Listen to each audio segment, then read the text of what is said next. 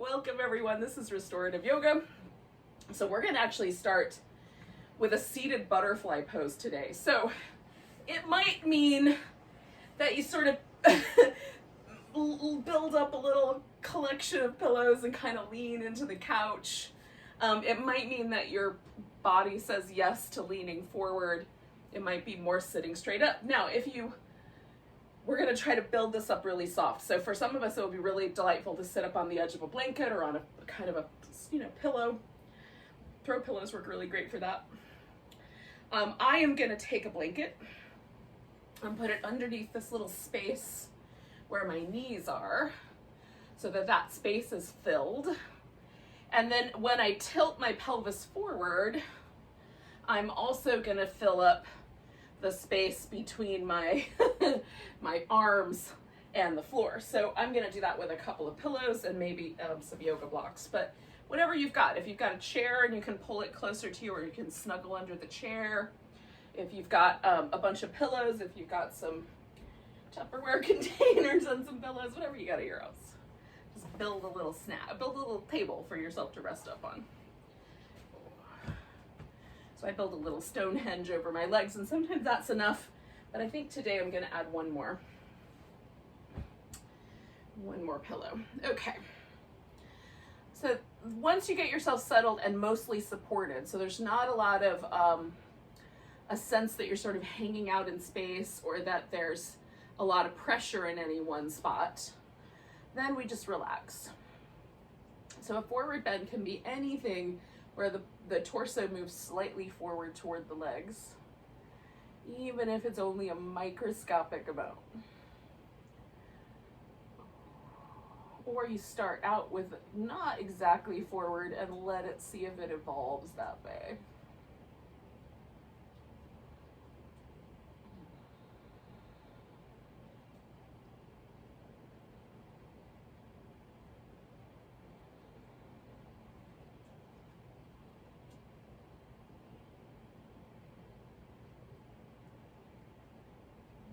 I just tune into my breath.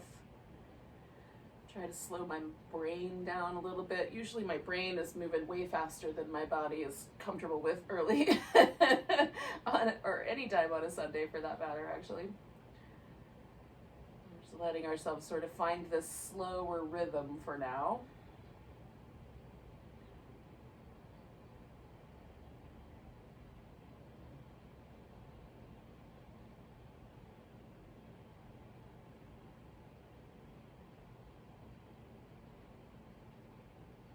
One of the things I really love about forward bending poses is that you can feel the breath in the back of your body. Normally for me, the breath is a pattern that I notice in the front, like at the ribs or at the navel. But with a forward bend, it becomes kind of a pose about the back expanding, and I think that's interesting.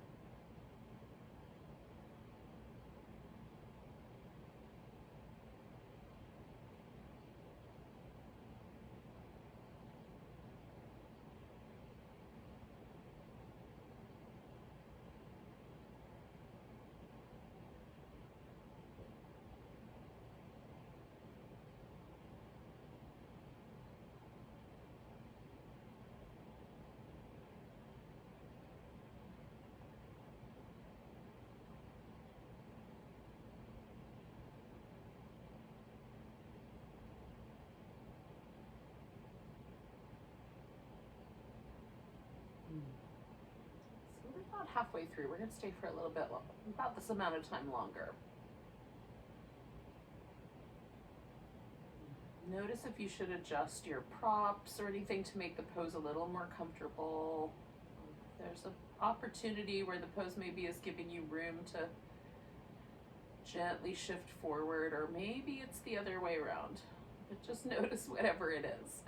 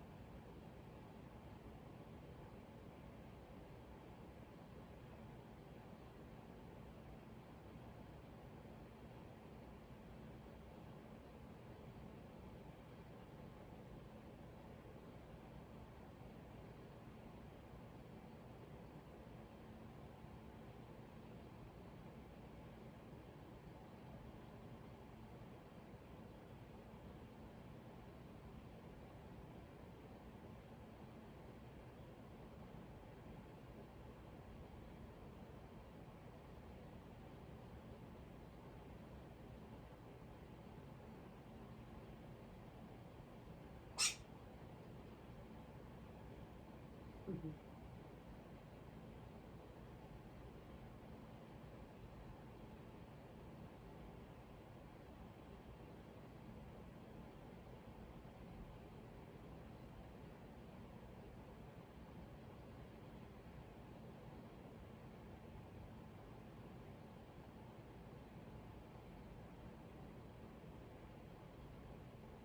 So we've got 1 minute left here, yogis.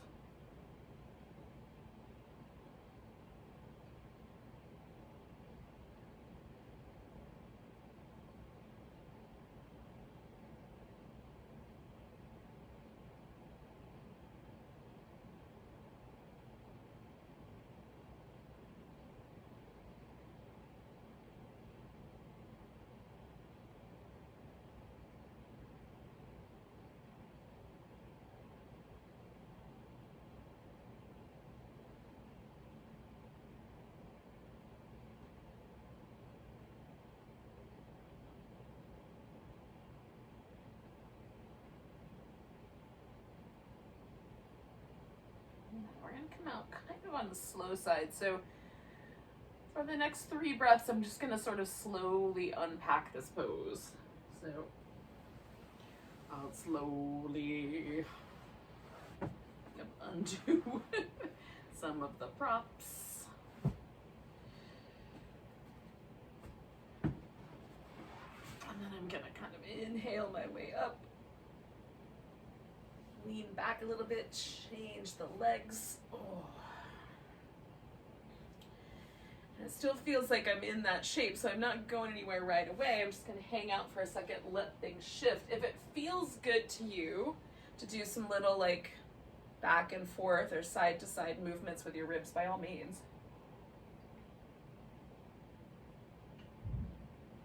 Sometimes even that's too much right away for me. It needs a little moment to settle.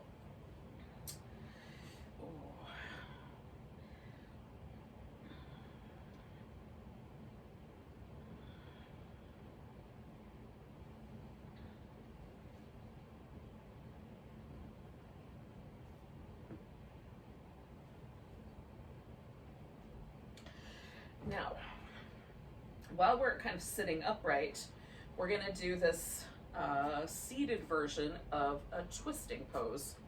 Kind of seated. Side-lying twist might be a better description of it. But in any case, so I'm sitting with my legs pointing one direction, and then I'm going to turn my torso and go over the side the other direction. So I'm going to go to my left, right? So I'm twisting to the left. And for me, it takes several pillows and some yoga blocks and maybe even a couple of blankets to pull this off. This will not be true for everyone. Some people can turn and lay right onto the floor with no problems whatsoever. So that might be you. Now, I am going to roll a bit onto the side of my hip here. So if that feels like it's a little bit too much, you can put a blanket underneath your hip. You can put a blanket, I like to put a blanket across my upper chest so that it settles a little bit better into this pillow. And then I'm going to use one more pillow just for my head. It doesn't quite want to match up with all that. Okay, so then kind of getting myself into the twist as best I can. Let's see if I can organize my props so that they're not in the way of each other. Maybe.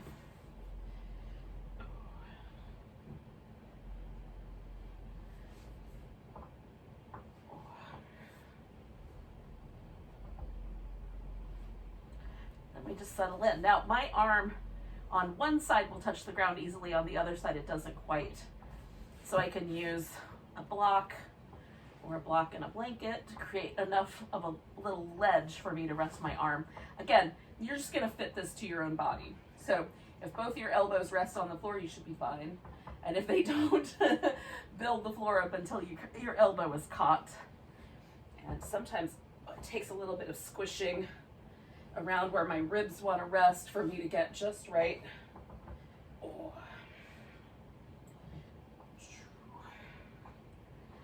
So now that I've manhandled my props, we can settle in to this little twist. Now, if this just isn't going to work for whatever reason, there's all kinds of reasons that this doesn't work, you can lay on your back and bring your legs into a twist and do it upside down. We'll stay with this guy for about 4 more minutes or so. So once you settle in, see if you can let yourself get really heavy. Again, if you need to make little adjustments, make the adjustments, because you don't want to be uncomfortable in the pose. You just want to be as relaxed as possible. That's our goal. So take the time you need to get it set up.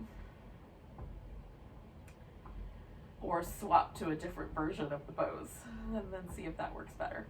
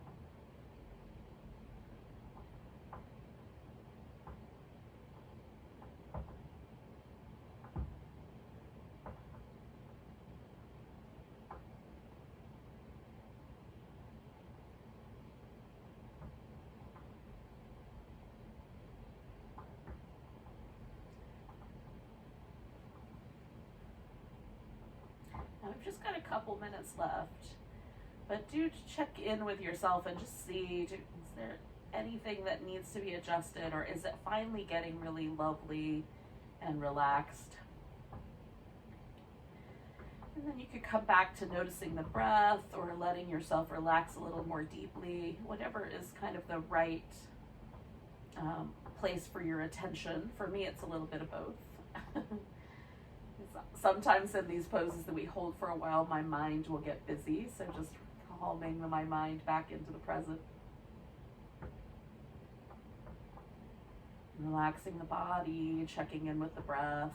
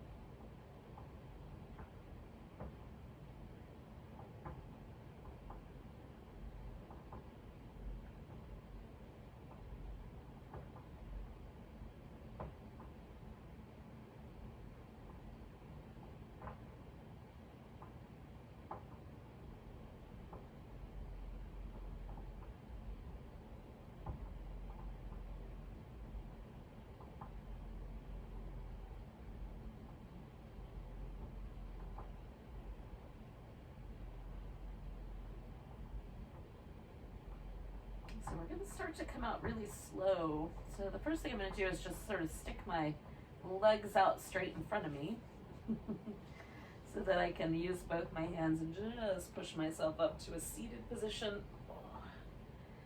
And then I'm going to sort of slowly unwind the twist. And again, not really being in any kind of hurry to go anywhere right away because my body will need to let go of the twist.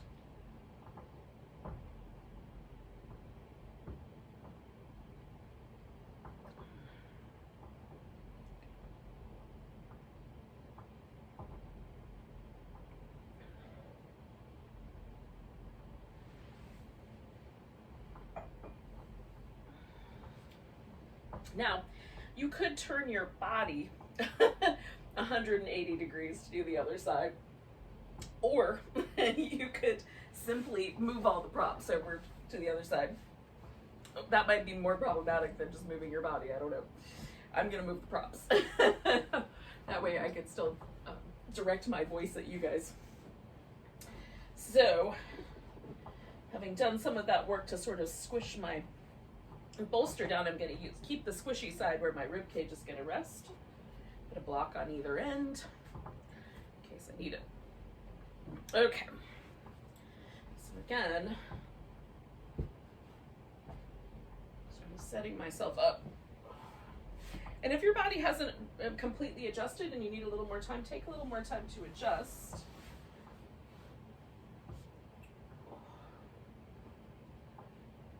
Fill in the spaces that need filling so that you can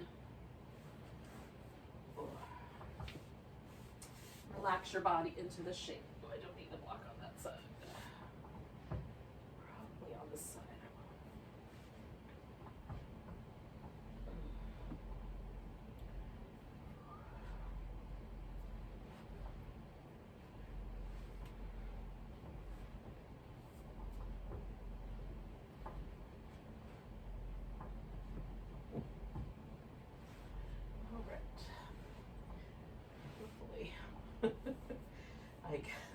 I've mostly got my props arranged so that I can settle in, and we'll know in a second.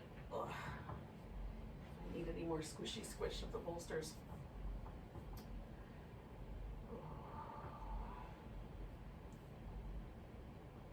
Once you've gotten yourself sort of settled in, you just let go, and we'll stay a while.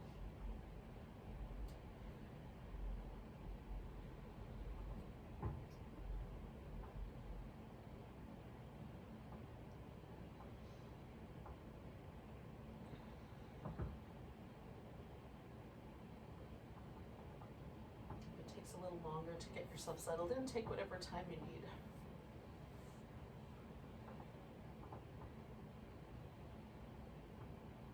And again, you can do the alternate pose, which is laying on your back and bringing your knees the other direction. That is always an option. There's always an alternative option. If you think about any yoga pose, if you turn it 90 degrees or if you turn it 180 degrees, can you make that shape happen? And that's a way to sort of play with any yoga pose and make it your own and make it accessible. So if one isn't working, like consider it, what would happen if I moved this one angle or two angles and see.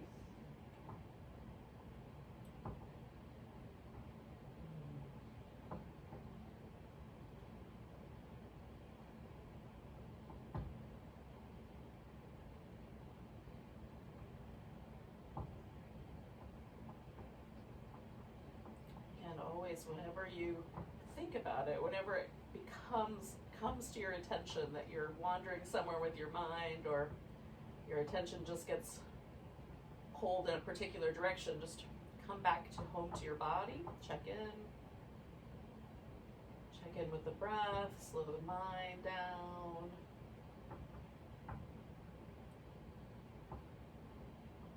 And this becomes kind of a meditative state as well.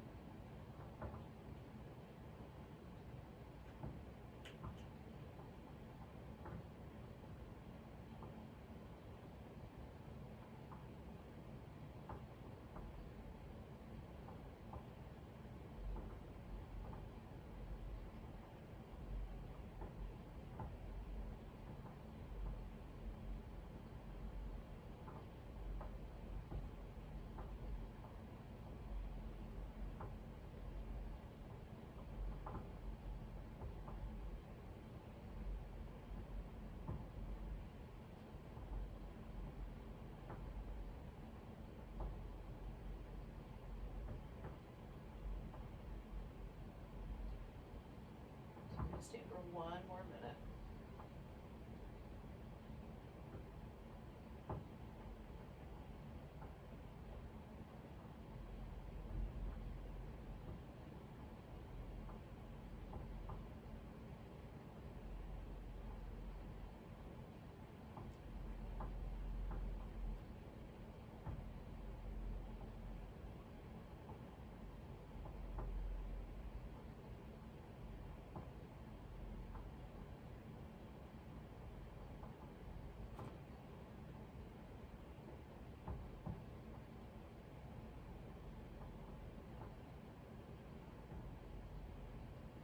Again, I'm going to take 2 more breaths and then kind of slowly unpack this pose.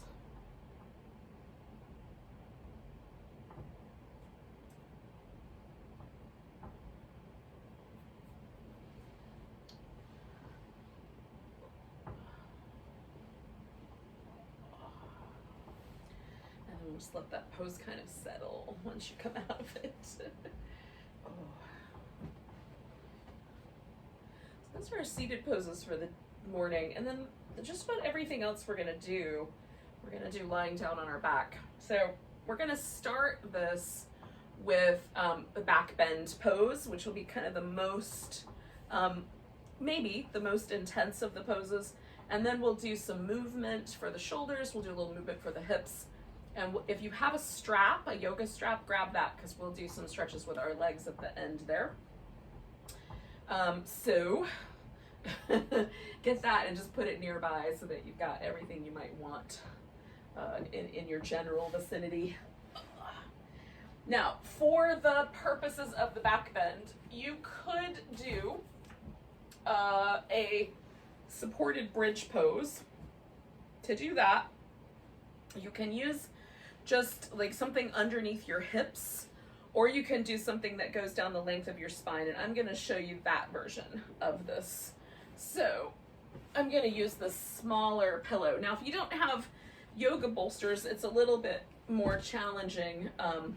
You have to sort of just line up a bunch of a bunch of pillows. Bed pillows would work if you sort of roll one or two of them up and stick them inside a one pillowcase. You could probably make a really decent bolster actually out of that. But if in the lieu of anything else, whatever you've got could go just under your pelvis. So the way that I would work with the supported bridge, if I had the opportunity, if you have a yoga bolster, is you let it go down the length of your back. So you sit on the end of it and then lay back so that your shoulders and kind of scooch backwards until your shoulders touch the ground. And then that way there's a little bit more of your back that's supported. This is a little less tricky for the lower back with a supported bridge when the part of the rib cage is supported as well. So this would be my preference. You certainly can put something just underneath the pelvis if it starts to become problematic for your lower back. Then maybe just either adjust down or come out of the pose a little earlier. You can choose your own. So this is option one. The second option is the mountain stream pose, and this is kind of closer to a supported fish, if you're familiar with the fish pose. So you need something for under your legs. I'm going to use this pillow that I just had under my legs. And then you need something to lift the chest. And so I'm going to take a blanket. And for me, I like to roll it slightly more oval than round. It's a little bit softer. So I'll fold it over 3 or 4 inches and then keep folding it rather than try to roll a really super tight cylinder. So when I'm done, I have a big flat oval shape. Now, if you like it to push back against you a little bit more, roll it in a tight cylinder. If you have a really thick blanket, you might only roll it a couple times and then leave the rest of the blanket kind of sticking up where your head is going to wind up. And that's a nice way to do that as well. Okay, I'm going to wind up covering up with this blanket, but just to show you the pose in case this one is a new one for you. So essentially, I'm going to drape my body over these props like water rolling over rocks in a stream, okay? So, pillow under the legs, and this blanket goes underneath my, like, middle of my up back, right? Just about level with the bottom of the shoulder blade and the bottom of the breastbone. So if I took the bottom of my breastbone and drew a line straight down, I would intersect that blanket, and the tops of my shoulder blade can touch the top edge. So right in that little strip. If you're a lady or someone who's ever worn a bra for any other reason, the kind of the zone where your bra strap winds up in your back is basically the area where this is going to go. So for anyone for whom that reference makes no sense, orient your breastbone and your shoulder blades and you'll be fine. So I like this pose a lot. I like being able to kind of stretch my arms out or make like a little cactusy, goalposty shape with the arms. I like the fact that the legs are supported, so there's a little less pressure on my lower back. And you can build the support under your legs up quite high if you want. So that might make a difference for you. I'm going to cover with this blanket so my legs and feet are nice and toasty because it's chilly this morning. Although not as chilly as it has been. So grateful for small things like that. Okay. So the fish pose brings the chest up and generally the head falls back. But I want the least amount of that kind of pressure on my neck. So I'm just adjusting my position of my head so that my head is held relatively level. And then there's not a ton of pressure on the back of my neck. If it feels like there's pressure on your neck, build up a little bit more support under the very tippy top of your shoulder so that you lift the whole pose up a little bit or unroll the blanket a little bit and give yourself just the right amount of support there for your head.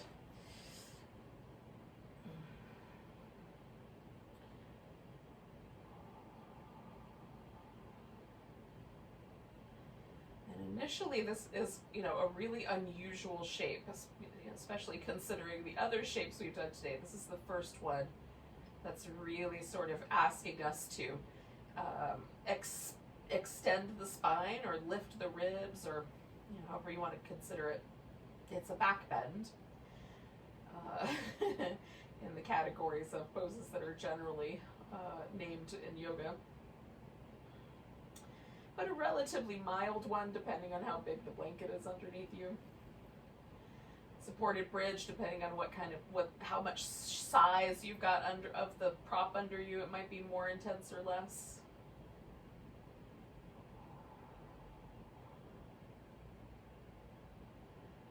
I'm gonna stay for about 4 more minutes, y'all. So we'll be here a while. See if you can let yourself completely relax.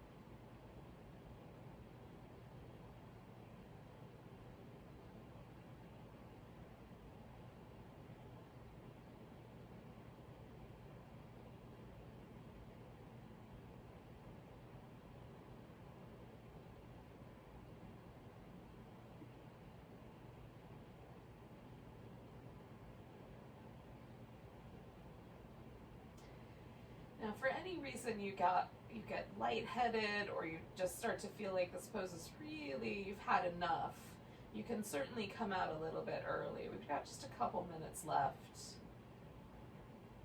But, monitor your own situation and make good choices for yourself.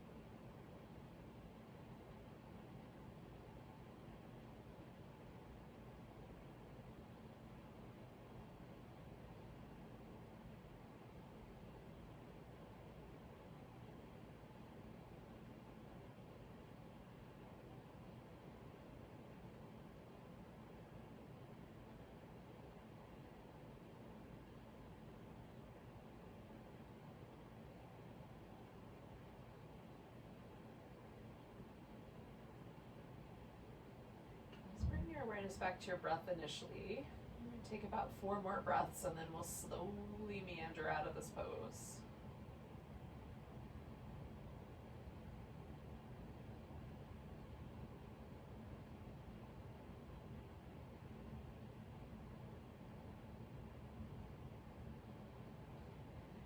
Now, if you're doing the supported bridge pose and what you've got is just underneath your hips, you can certainly lift your hips and slip it out. Otherwise, you might want to roll to your side, and that would be the way to get out of that shape. And then for this shape, I'm just going to bend my knees, put my feet on the floor, and then use that to sort of jostle the pillow out from underneath me. And then I'm going to push myself onto one side and kind of prop up on my elbow and get the blanket out. But then I'm going to come back to laying on my back. So that's how we're all going to wind up, right? We're all going to wind up laying on our back on the floor. And then we're just going to let this settle for a second. Just kind of hang out. You can windshield wiper your legs back and forth. I know I like to do that. But mostly we're going to let things settle. So I always have this kind of feeling that there's an impression left behind by whatever prop it was that was underneath me. In this case, there's that sense that there's still a little cavity, a little place where that blanket was existing that hasn't quite filled back in yet. So just allowing the upper back to sort of gently release. You can, if you like, reach your arms a little bit up toward the ceiling, kind of rock in between the shoulder blades. That feels really nice. Now, since we're sort of hanging out here with the upper back, we'll do some little arm movements that I think are really nice. So the first one is just, we're going to move the arms through a range of motion overhead. Now, you have to test it out, like how far over my head is it comfortable for my arms to go, and then just make sure there's nothing in your way. So my arms go all the way overhead and, touch the ground. As soon as my thumbs touch the ground, that's pretty much the end of the range of motion. And then they come all the way back.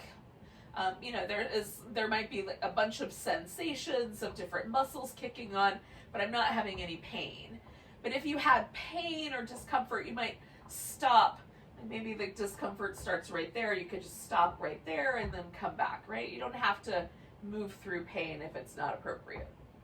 So we're going to start by reaching the arms down towards the heels, and as I reach, my shoulder is depressed down, so that's what we're after. We want really good intensity here. So as I get to the ceiling, I'm stretching up toward the ceiling. My shoulder blade has moved to the outside edge. As I bring my arms overhead, the shoulders sink back, and my backs of my arms kind of kick on to stabilize me there. And then coming back, you'll feel all of the opposite muscles kind of restabilizing as we go. So that's the idea. Reaching the arms, we're just going to go 3 more times, up and over and back.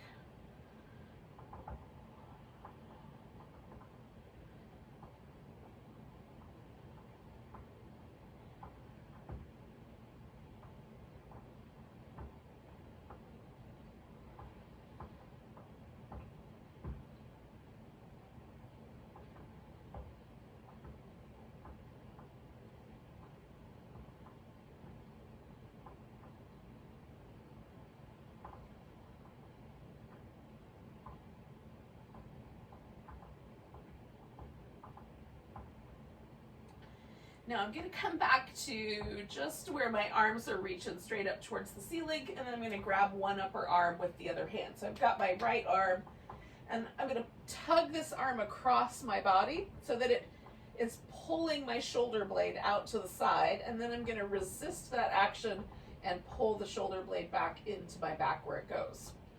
So with an equal amount of force, I'm using the muscles of my rotator cuff to pull my shoulder blade into stability, and my opposite arm to try to create a movement there. And so this is asking the rotator cuff muscles to really work. And it also is a kind of isometric way to lengthen them.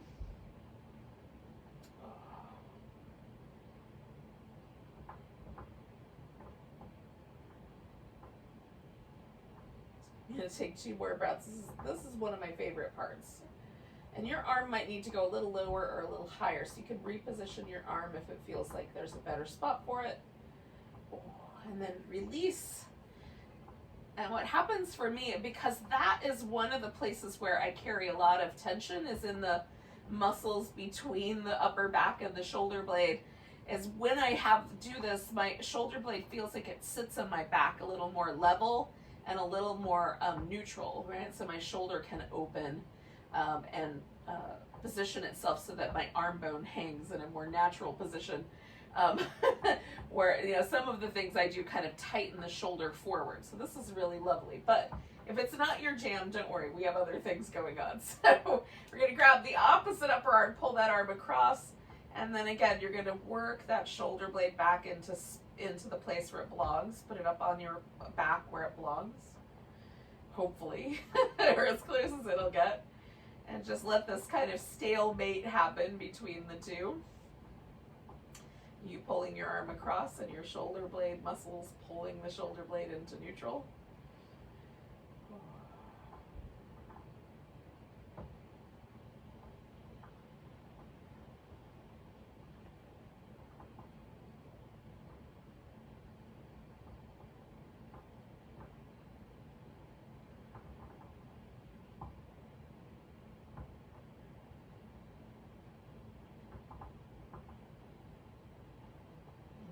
One more breath here. And release my arm. Oh. Okay. So that's our little bit of shoulder work that we're going to do for now. And then we're going to do this little hip flexor release. And then we'll do the stretches with our legs. So I'm going to take my toes on one leg. So right now my feet are in constructive rest position. So feet are resting on the floor in a position that lets my low back rest in a neutral way, my pelvis rest very level. So that's the spot where it doesn't feel like your inner thighs or your outer hips have to grip to hold your legs in place. You just have to find that spot. And for some of us, it's about hips distance apart. And for some of us, the feet might be a little wider. Once you have that, then you're going to choose one leg. I'm going to do the right one. So you'll lift your toes up off the ground. And then you're going to glide the leg as best you can. Just slide it out straight.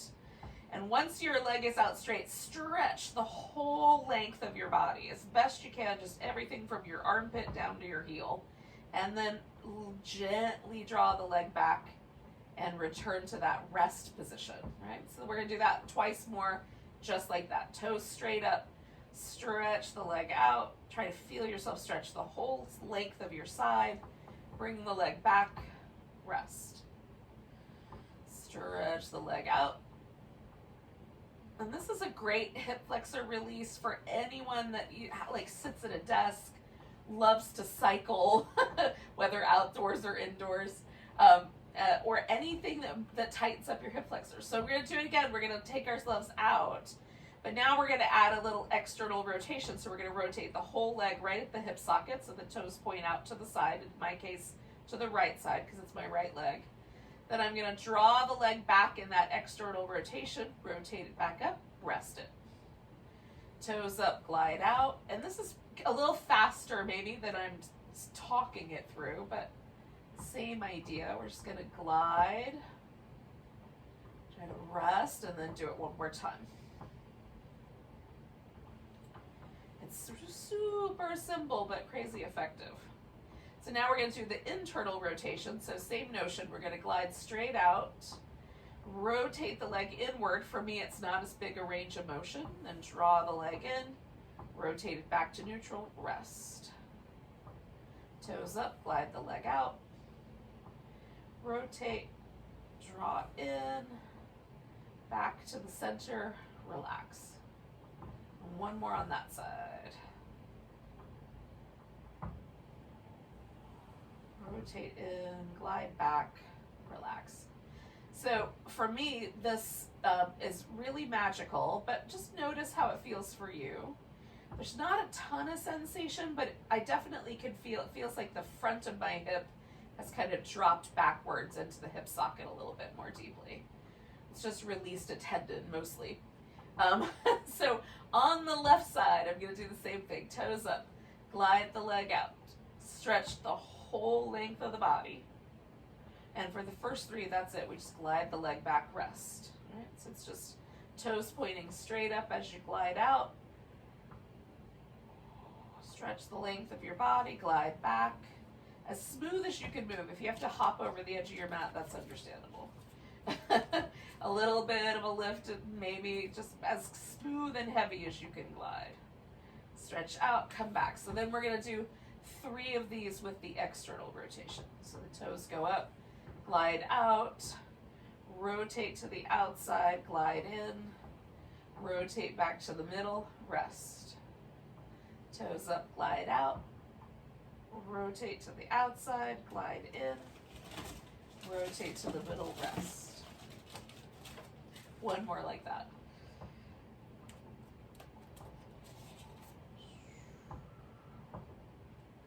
And then we're going to do the internal rotation. So I glide out, I'm still stretching the whole length, then a little rotation inward, still stretching, then we glide back and rest.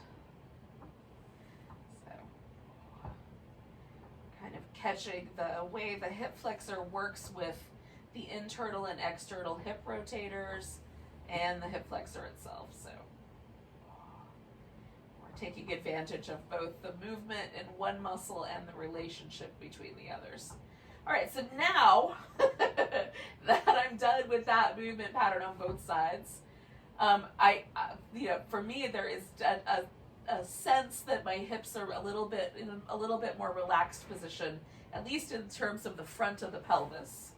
So I'm going to do the rest of the stretches. So I'm going to put this little pillow underneath my leg that I'm not using. So I'm going to let the left leg stretch out.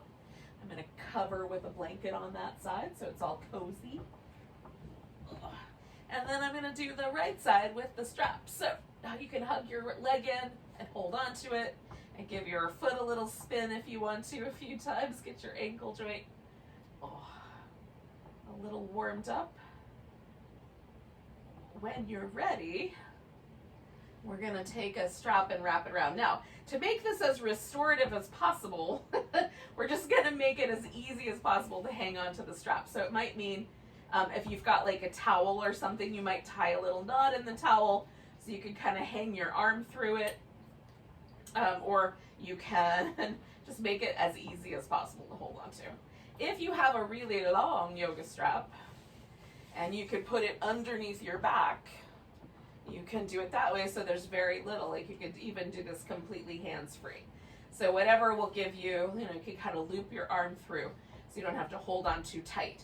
Whatever's going to give you sort of the best grip without too much effort. How's that?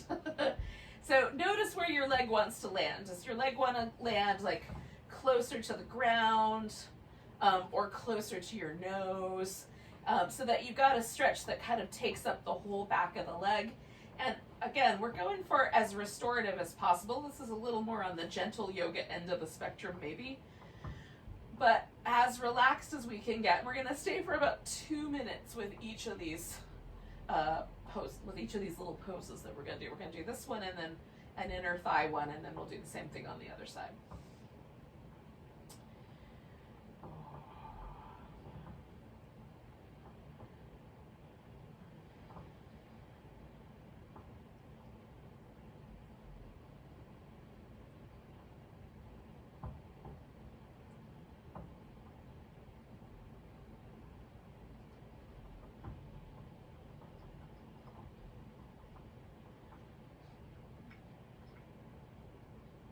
You can sort of experiment a little bit, like should I turn my foot a little to the inside? Should I turn a little to the outside? So you could slightly adjust where the intensity hits. So if you've got like the outer hamstring is a little more intense than you want, you could kind of rotate the toes towards the outside and maybe that'll take some of the pressure away, or vice versa. We're all slightly different in how we feel poses, so you just play with it. See if you find a spot you like. If not, just back off a little bit if it's too intense.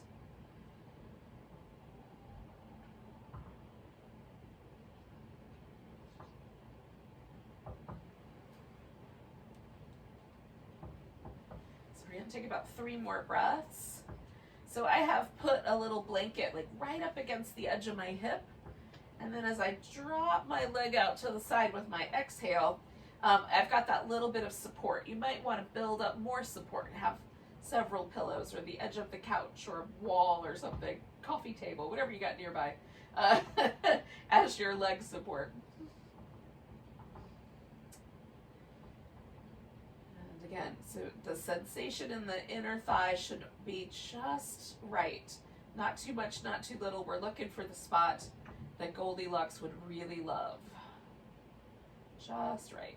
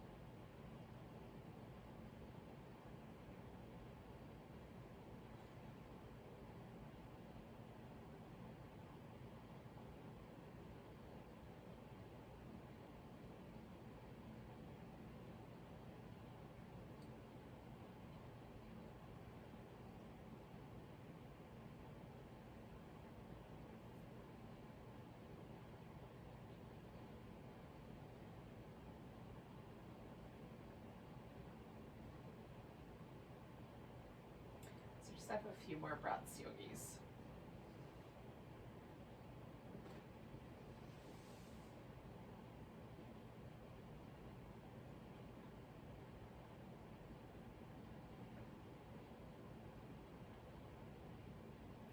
So we're going to take a nice big inhale, and then we'll gently come back. Now, we're going to save this outer hip for a banana pose. So I'm going to take the strap off of that side for now. I'm going to return that guy to the ground. Ooh, give it a little shimmy.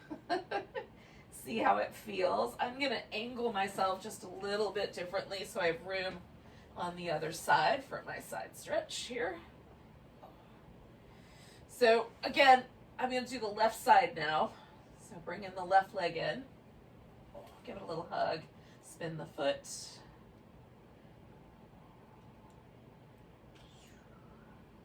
If you didn't do that part last time, then you can probably skip it again this time. But if you did, do it. All right, and then we'll add the strap. And again, you can do whatever you did last time to try to create as much ease as possible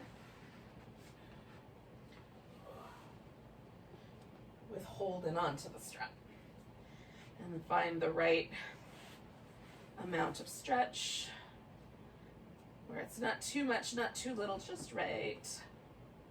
And then we'll hang out for a bit.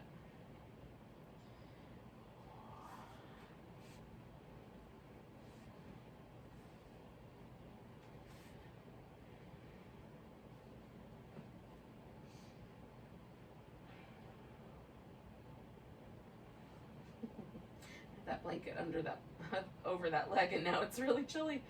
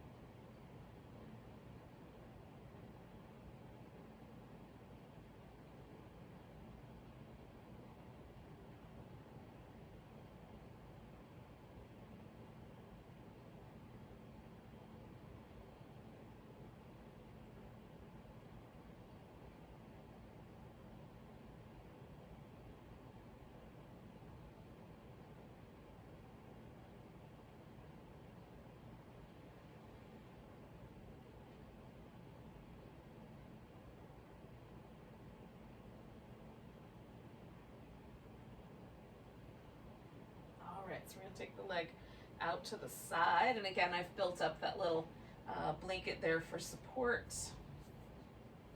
You want to find the just right amount of stretch. Maybe furniture will help you.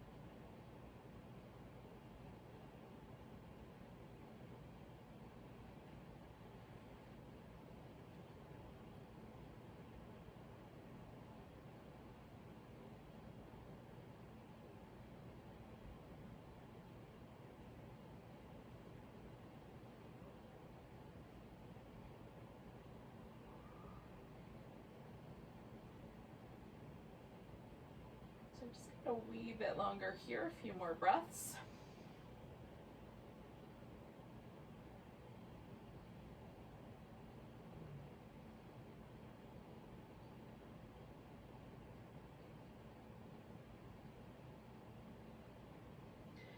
So I'm going to come back to the center and again bend the knee. Oh. Give that leg a little rinse. Now, before we do Shavasana, which is going to happen relatively soon, we're going to do just a little 2-minute banana pose. Just, again, kind of get into this outer hip in a different way than maybe the twist that we did earlier. So let yourself kind of stretch out and then gently sort of bend yourself into a banana shape. It doesn't have to be a really extreme shape. You can, if you like, leave a pillow under your knees, or you can cross one leg over the other at the ankle. So we'll just hang out here for a couple minutes. And again, if it's a little chilly, and it is, I'm going to cover as best I can, I'm going to cover my legs up. Maybe my feet will get it, maybe not. Oh. Apparently my blanket throwing skills are not the best.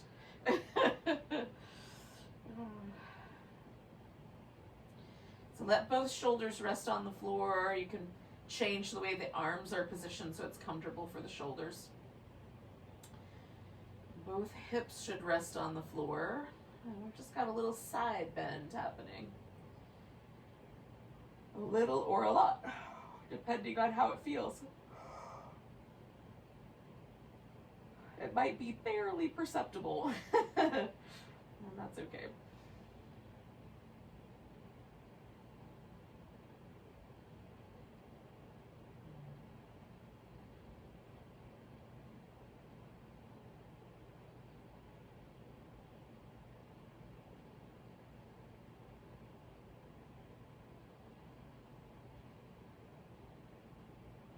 So we'll take about 3 more breaths on this side.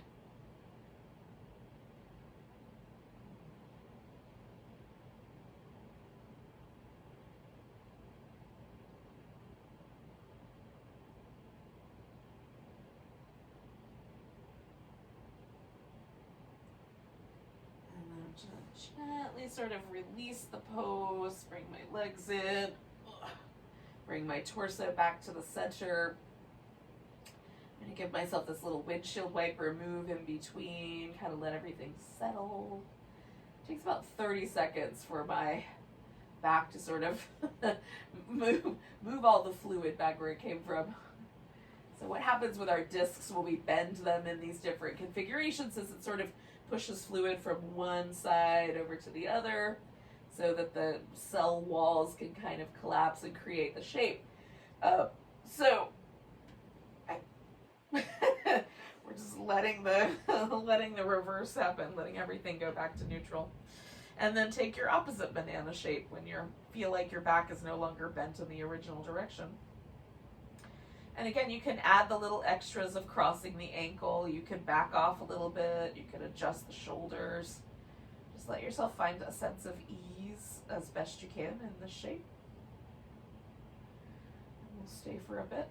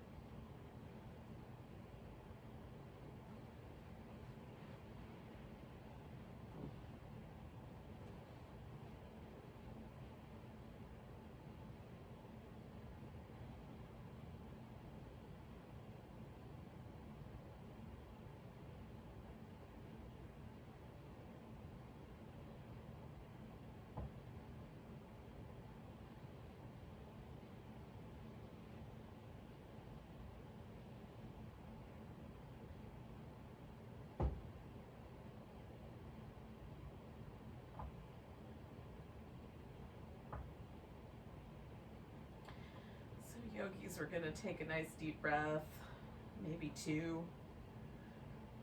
And then we're going to kind of gently morph ourselves back to the center. Now, tried to get this bolster with just one arm and that was impossible. So with both arms, I've gotten the biggest pillow I've got to put underneath my legs for Shavasana. So you could have a little tiny support under your legs, or you can build it up so that it's almost, almost like legs up the wall. It's so high, but not quite.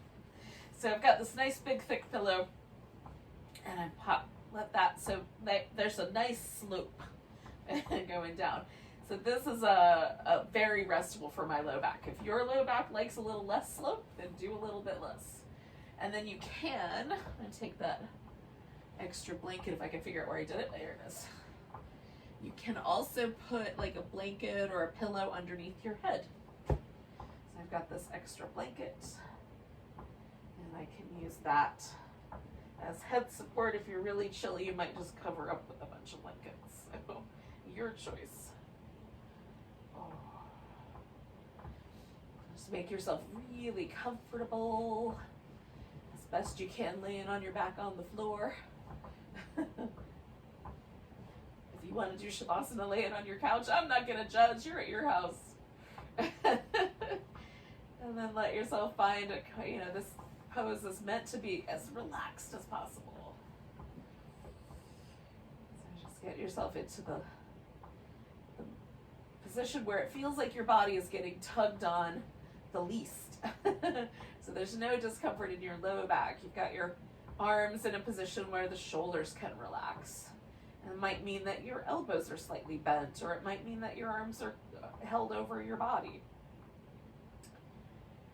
And the head and neck positioned in a way that's comfortable for you, which might mean elevated or not. And so with the least amount of sort of tug, we want almost nothing if we can get it.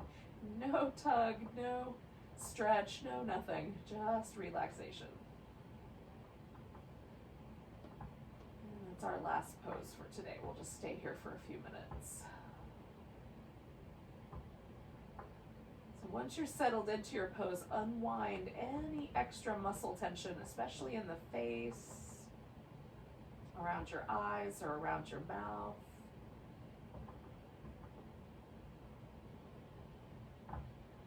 Notice if there's any sort of gripping around the chest or upper back. See if you could let those places become really spacious and soft. Similarly, notice if there's any sort of indication, like in the inner thigh or the groin, where you sort of are trying to, or the outer hip even, trying to control where the legs go. See if you could release any tension there.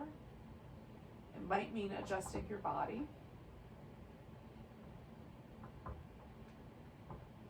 Let the legs and arms get really heavy and relaxed.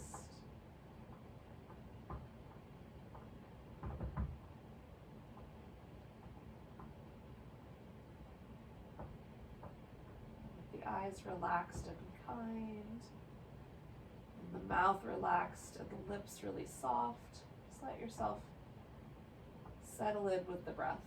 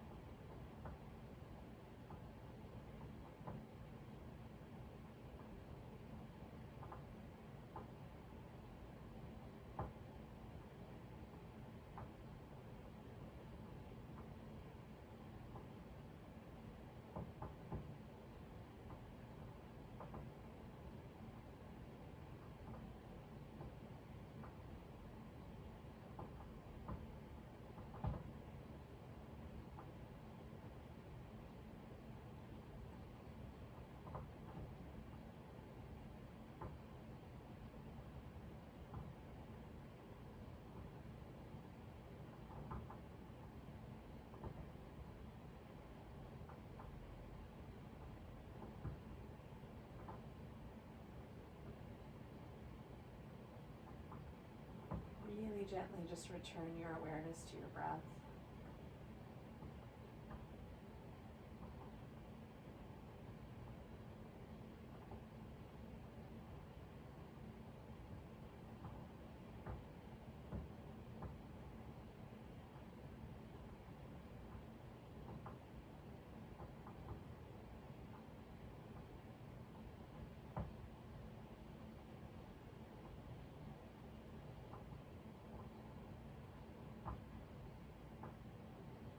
Really big breath all the way to your toes.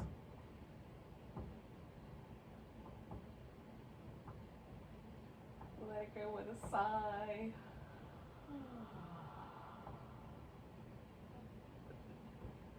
As you kind of settle into the sigh, wiggle your fingers and toes. Stretch them out, wiggle them again. Give yourself a little movement in the wrist and ankles. Oh, big stretch.